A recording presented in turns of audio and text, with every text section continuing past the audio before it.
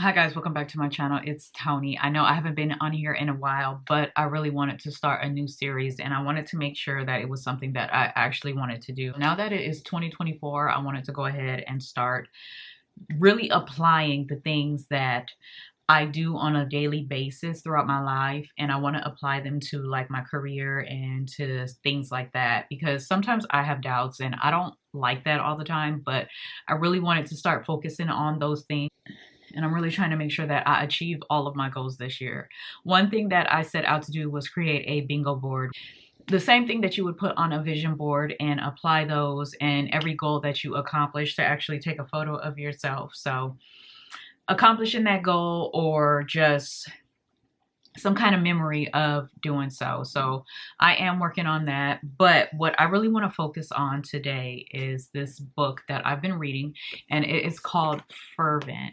And it is basically a woman's battle plan for a serious, specific, and strategic prayer. And I also got this and I picked up the journal to go along with it because I like to write and I wanted things to go hand in hand. So what I'm going to do is actually come on here every week and I'm going to go over one chapter in the book to basically see how I was able to apply that to my life moving forward, and basically just get myself in the gist of doing things and holding myself more accountable, because I have doubts and I really suffer from imposter syndrome, which is crazy because I get on here and I record things and I put them out into the world and you wouldn't think that I actually do, but I suffer just like the next person. So basically what I want to do is go over chapter 1 in this book. And chapter 1 is about your passion, getting it back when it's gone. And that is something that I suffer from because I really feel like sometimes I'm not good enough to be on the internet.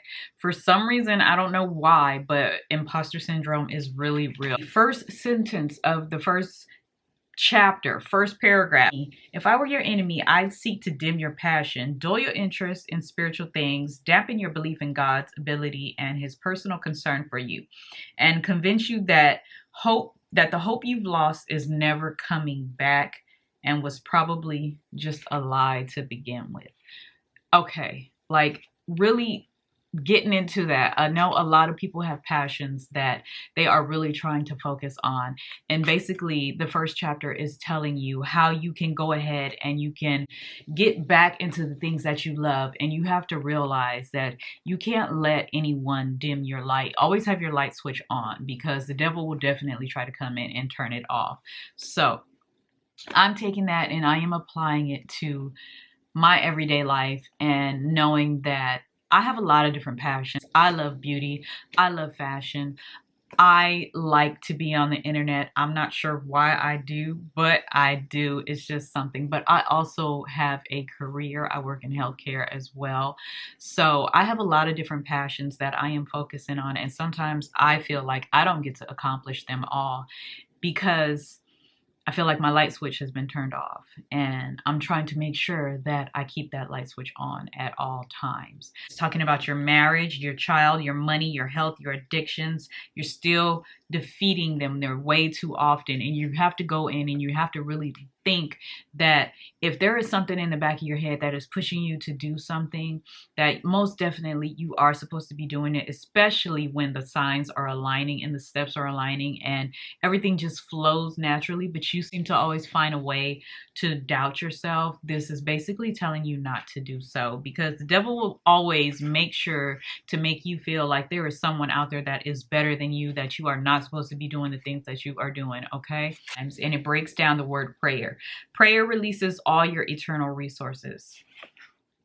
Okay, so basically along with this book, I am going in and I am taking a chapter, whether it be whatever scripture that I find, and I write it out along with the date and the scriptures. I'm not going to let you read my journal, but the date that I'm working on it and the scriptures that goes along with it, and basically my prayer for what I want. And by me doing so, I am able to see that I am just like the next person.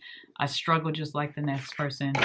I have doubts like the next person. And this book is allowing me to be able to conquer those fears and apply them on a daily basis. So I'm always going to make sure that I have my light switch flipped on and know that I am just as good as the next person.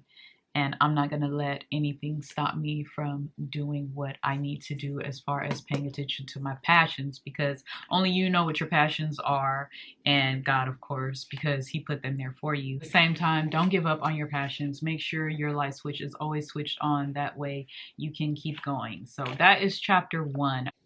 I will make sure that I come back and upload a quick discussion about the chapters in the book as I go along and read them, because I think it's something that the next person may actually want to pay attention to and follow along. If you did not get this book, if you do not have this book, if you want this book and the journal that goes along with it, they are actually on Amazon. I will link them in my description box. I'll put them in my storefront or whatever that I need to do to have the next person get it, because we're going into 2024, okay, and it's gonna be flawless for us. We're not gonna be out here being shy and acting like we have doubts and we don't know what we're doing when the next person that is right next to us is doing it and not having any problem whatsoever. I want to be like them, but I don't want to be like them because I like being me. So this is helping me get back to T. Okay, bye guys.